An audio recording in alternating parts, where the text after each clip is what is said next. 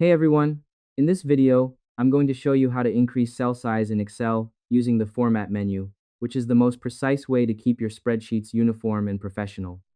Let's get into it. First, select your data range. Before you can change the dimensions, you need to tell Excel exactly which cells you want to modify. Click on the gray column letter at the top or the row number on the left to select the entire line.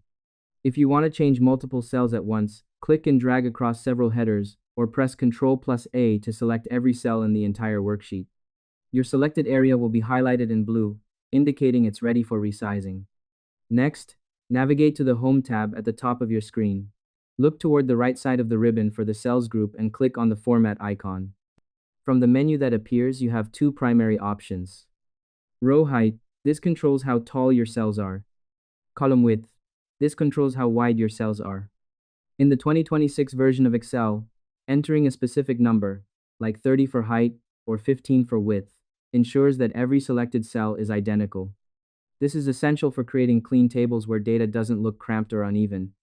Click your choice, type your desired value into the pop-up box, and hit Enter. And that's pretty much it. To increase cell size in 2026, using the most accurate method, highlight your cells and go to Home Format. Select row height or column width and enter a specific numerical value. I hope this helped you out and I see you in the next one.